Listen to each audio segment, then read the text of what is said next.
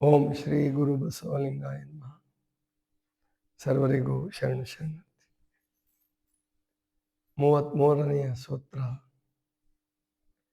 ಮೈತ್ರಿ, ಕರುಣ, ಮುದಿತ, ಉಪೇಕ್ಷಾಣಾಂ ಸುಖ ದುಃಖ, ಪಾಪ ಪುಣ್ಯ ಪುಣ್ಯಾಪುಣ್ಯ ವಿಷಯಾಣಾಂ ಭಾವನಾತ್ ಚಿತ್ತ ಪ್ರಸಾದನಂ. ಬಹಳ ಅದ್ಭುತವಾದಂತಹ ಸೂತ್ರ ಇದು. ಏನೆಲ್ಲ ನೀವು ಉಸಿರಾಟ, ಆಮೇಲಿಂದ ಆಸನಗಳು, ಕಸರತ್ ಎಲ್ಲ ಮಾಡಿದರೂ ಕೂಡ ನಿಮ್ಮ ಮನಸ್ಸಿನಲ್ಲಿ ಈ ಭಾವಗಳು ಉದಿಸದೆ ಹೋದರೆ, ಈಗೇನು ಹೇಳ್ತಾರಲ್ಲ, ಮೈತ್ರಿ, ಕರುಣ, ಮುದಿತ, ಉಪೇಕ್ಷೆ, ಇವುಗಳು ನಿಮ್ಮ ಮನಸ್ಸಿನಲ್ಲಿ ಉದಿಸದೆ ಹೋದರೆ ಸಂತೋಷ, ಚಿತ್ತ ಪ್ರಸಾದನಂ ಅಂದರೆ ಚಿತ್ತ ಪ್ರಸಾದ ಅಂದರೆ ಸಂತೋಷ, ನೆಮ್ಮದಿ, ಆನಂದ ಸಿಕ್ಕೋದಿಲ್ಲ ಅಂತ ಹೇಳ್ತಾರೆ. ಏನಾಗಂದ್ರೆ ಮೈತ್ರಿ ಅಂದರೆ ಸ್ನೇಹ, ಮಿತ್ರತ್ವ. ಕರುಣ ಅಂದ್ರೆ ಗೊತ್ತಿದೆ ನಿಮಗೆಲ್ಲ, ದಯೆ. ಮುದಿತ ಅಂದರೆ ಸಂತೋಷ, ಅಂದರೆ ಏನು ಪ್ರಾಪ್ತಿಯಾಗಿದೆಯೋ ನಮಗೆ ದೈವಿದತ್ವವಾಗಿ ಏನು ಕೊಡಲ್ಪಟ್ಟಿದೆಯೋ ಅದರಲ್ಲಿ ಸಂತೋಷವಾಗಿ ಬದುಕ್ತಕ್ಕಂಥದ್ದು ಮೊದಲು. ಅದರ ಅರ್ಥ ಶ್ರೀಮಂತರಾಗೋದು ಬೇಡ, ಹೆಚ್ಚಿಗೆ ಬಯಸೋದು ಬೇಡ, ವಿದ್ಯಾಭ್ಯಾಸ ಮಾಡೋದು ಬೇಡ ಅಂತ ಹೇಳೋದಿಲ್ಲ. ಆದರೆ ಮೊದಲು ಸಹಜವಾಗಿ ಸಿಕ್ಕಿದ್ರಲ್ಲಿ ಸಂತೋಷ ಪಡೋಣ. ಆಮೇಲೆ ಇನ್ನೊಂದು ಬಹಳ ಮುಖ್ಯವಾದ ಸದ್ಗುಣವನ್ನು ಅವ್ರು ಹೇಳ್ತಾರೆ, ಉಪೇಕ್ಷಾಣ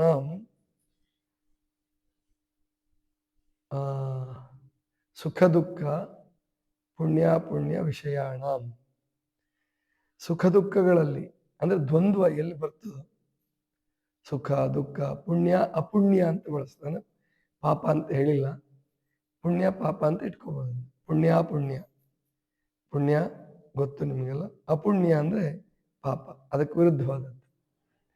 ಈ ದ್ವಂದ್ವಾತ್ಮಕವಾದಂತಹ ವಿಷಯಗಳೇನಿದಾವಲ್ಲ ಅದರಲ್ಲಿ ಉಪೇಕ್ಷೆ.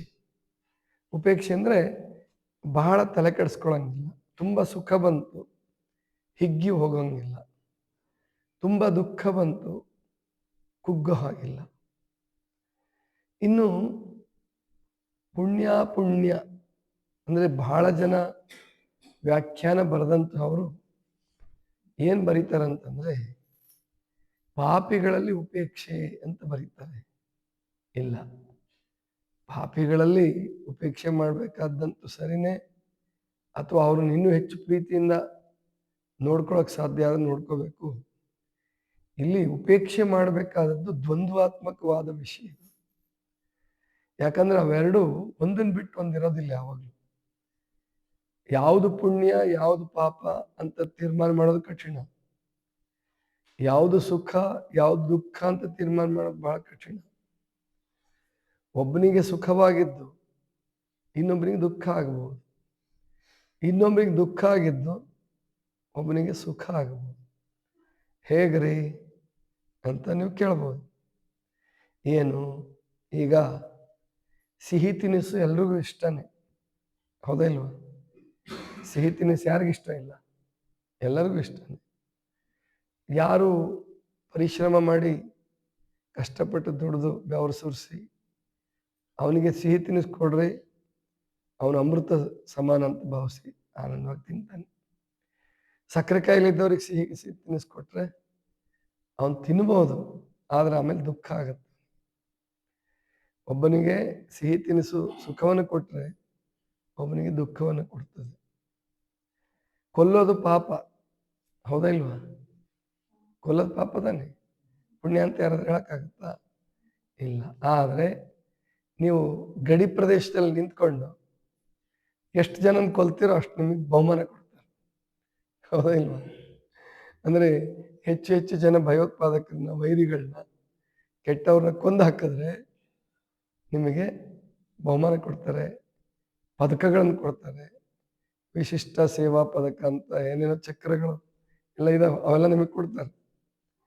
ಅಂದ್ರೆ ಇಲ್ಲಿ ನೀವು ಅಂದ್ರೆ ನಾಡಿನಲ್ಲಿ, ದೇಶದಲ್ಲಿ ಮಧ್ಯದಲ್ಲಿ ನಿಂತ್ಕೊಂಡು ಇವ್ ಕೆಟ್ಟದ್ ಮಾಡಿದಾನೆ, ಕುಡಿದಿದ್ದಾನೆ, ವಂಚನೆ ಮಾಡಿದಾನೆ, ಮೋಸ ಮಾಡಿದಾನೆ ಅಂತ ಹೊಡೆದಾಕದ್ ತಪ್ಪು.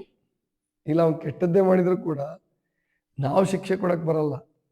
ಕಾನೂನು ಪ್ರಕಾರ ಏನ್ ಶಿಕ್ಷೆ ಆಗುತ್ತೋ ಆಗುತ್ತೆ.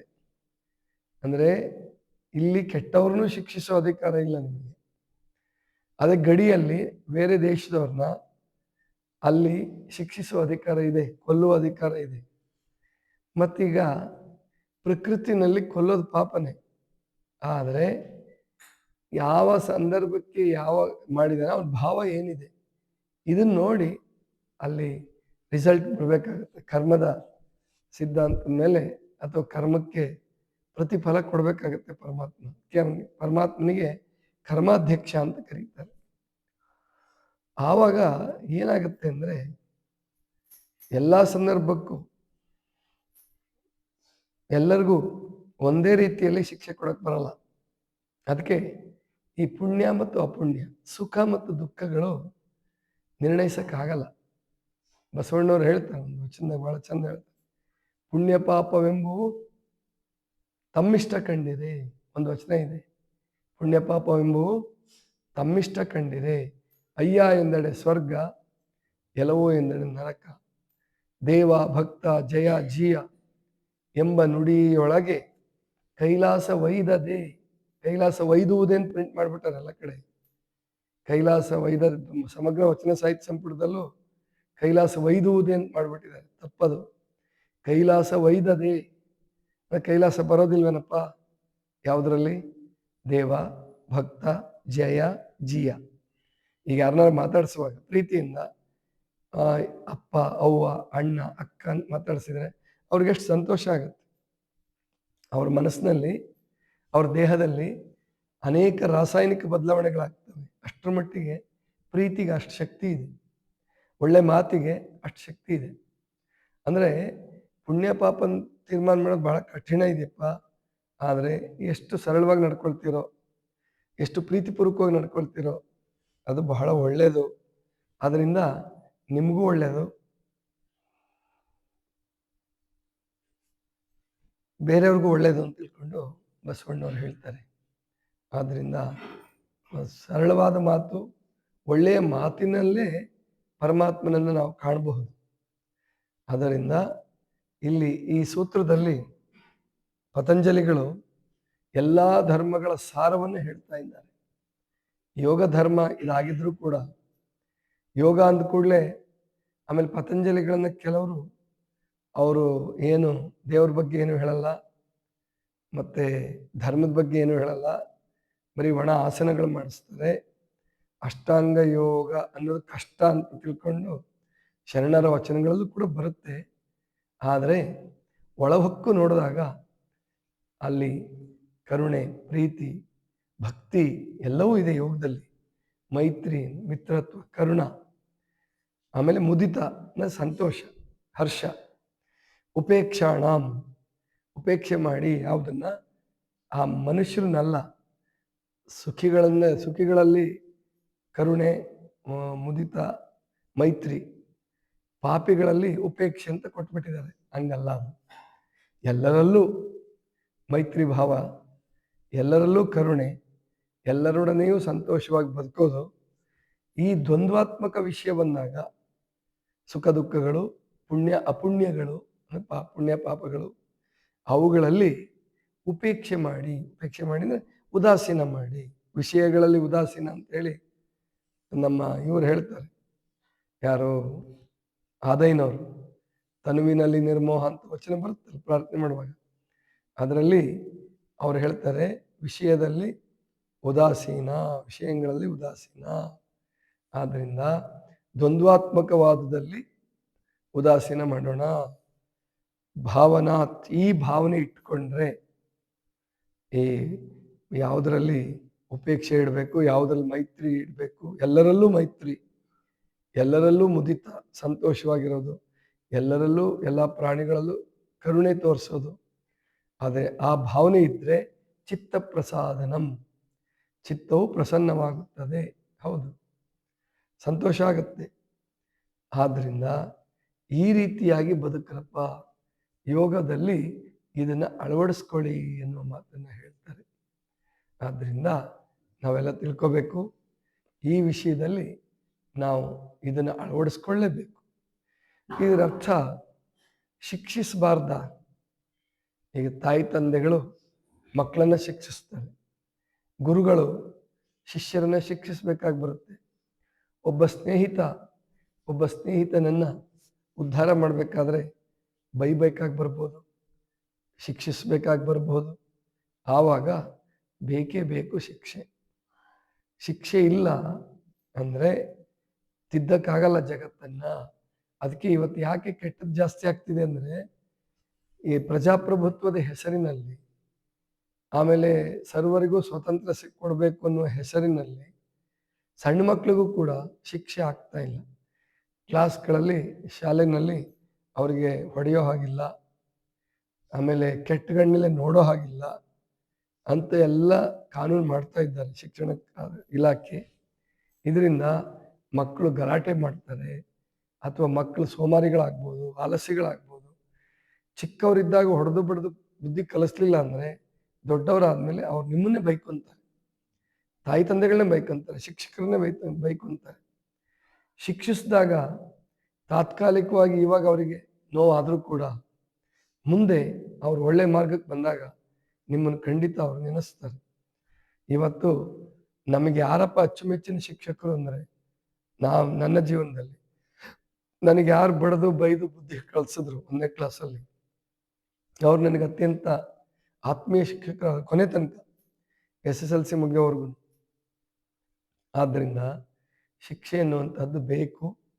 ಉಪೇಕ್ಷೆ ಯಾವಾಗ ಅಂದರೆ ದೊಡ್ಡವರು ಆಗ್ತಾ ಎಲ್ಲರಲ್ಲೂ, ಅಂದರೆ ಇಂಥ ದ್ವಂದ್ವಾತ್ಮಕ ವಿಷಯಗಳಲ್ಲಿ ಉಪೇಕ್ಷೆ ಅಷ್ಟೇ, ಪಾಪಿಗಳಲ್ಲಿ ಉಪೇಕ್ಷೆ ಅಂತಲ್ಲ. ಪಾಪ ಕಾರ್ಯಗಳಲ್ಲಿ ಉಪೇಕ್ಷೆ, ಅದನ್ನು ನಾವು ಸರಿಯಾಗಿ ಅರ್ಥ ಮಾಡ್ಕೋಬೇಕು. ಅದನ್ನೇ ಯೇಸು ಕ್ರಿಸ್ತ ಹೇಳೋದೇನಪ್ಪ ಅಂದರೆ, ಪಾಪಿಯನ್ನು ದ್ವೇಷಿಸಬೇಡ, ಪಾಪವನ್ನು ದ್ವೇಷಿಸು. ನಮ್ಮ ಆಧ್ಯಾತ್ಮ ಕ್ಷೇತ್ರ ಹೇಳುತ್ತೆ, ಪಾಪವನ್ನು ದ್ವೇಷಿಸಬೇಡ, ಪಾಪದ ಬಗ್ಗೆ ಉಪೇಕ್ಷಿತನಾಗಿರೋ ಅಷ್ಟೇ.